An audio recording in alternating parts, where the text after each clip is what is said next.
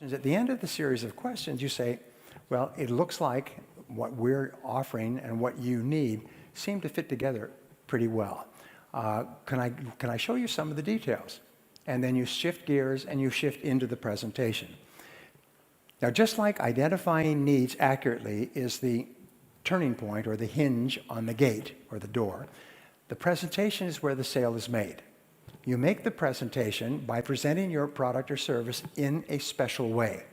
And this is worth $1 million to you over the course of your career. This one piece of advice is people don't care what your product is.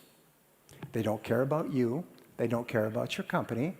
They don't care about the background of your company, and they don't even care what the product is. People don't care. The only thing they care about is what this product or service does for me.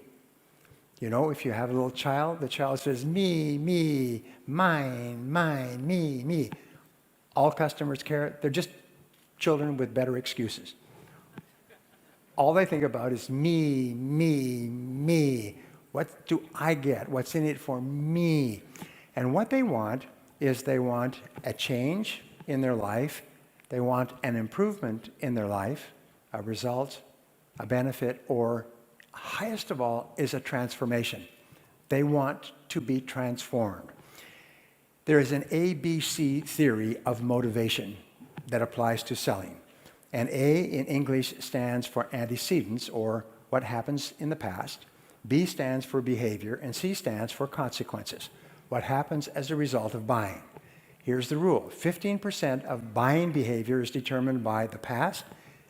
85% of buying behavior is determined by the anticipated future. What is going to happen as a result of me buying?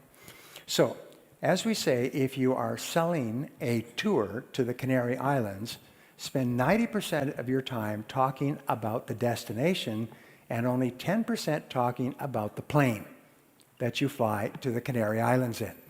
Most salespeople spend 90% of their time talking about the plane and only 10% of the time talking about the destination. Imagine if you went to a travel agent and you said, I want to take a vacation to the Canary Islands, and they said, well, let me show you how this plane works. And they take out a diagram of the airplane you're going to fly on, and how you walk up the rampway, and where you sit, and the food they serve, and the movie. You think, I don't want to hear about this. I just want to know about the islands and the palm trees and the ocean and the warm water and so on. So talk 90% about the change that will take place in the customer's life. Now, going back 6,000 years to ancient Sumeria, when they first began the first open markets, customers have only bought one thing in 6,000 years. Can you guess what it is? Well, the answer is improvement. Customers only buy improvement. The reason they buy is that they feel that the quality and quantity of the improvement will be greater than the cost and the trouble of using it or learning how to use it. When you answer objections, write down and say, what are the objections that I normally get? What we find is that no matter what you sell, there's never more than 6 objections. And we call this the law of 6. And sometimes there will be several price objections, several utilization or quality objections, or several aesthetic or color objections. But your objections will categorize into roughly 6 groups. And then what you do is you just develop a powerful answer for each objection. I've known salespeople who've gone from knocking on doors to earning more than $1 million a year because they became brilliant at answering objections. The top salesman in the world for many years was a man named Ben Feldman, Guinness Book of Records. And he answered objections so beautifully that he would give courses and people would sit on the floor like children around a campfire. And he would say that when the prospect says this, here's the answer. People went out and made millions of dollars in sales because they learned how to answer objections the way Ben Feldman did. So think of every objection you get and say, what's the very best answer for this objection? And so when the customer brings it up, you say, that is a good question. And you answer it with your pre-prepared answer, and the objection just disappears, like cigarette smoke. If you're getting objections, we say there's nothing wrong with losing a sale. because you could not answer an objection. But it is unforgivable to lose a sale twice because you still have not found an answer. If you don't know how to answer a particular objection, whether it's price or quality or something else, ask other people. What do you say when the customer says this? In your office, someone has come up with the right answer. Call the top salesperson in your industry, even in another company, and say, what do you say when the customer says this? And if there's an answer, they'll say, this is what we say. But you must find out the answers. Part number 6 is closing the sale. And closing the sale is simply, I'll give you the simplest of all closing techniques. It increases people's sales by 5 or 10 times, and it's called the invitational close.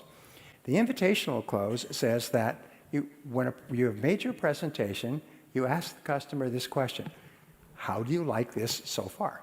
If the customer says, well, it looks quite good, you say then, why don't you give it a try? Why don't you give it a try? When you ask a customer the invitational close, the most powerful closing technique ever discovered, why don't you give it a try? The customer can only say, well, sure, I'll give it a try. Or they can say, well, no, in which case you ask, why not? Why not? Now, a second closing technique is called the reverse close. And when a prospect says, why don't you give it a try, and the prospect gives you an answer, you say, if we could take care of that for you to your complete satisfaction, would you give it a try? So you say, if we could, would you? If we could satisfy you on that, would you take it?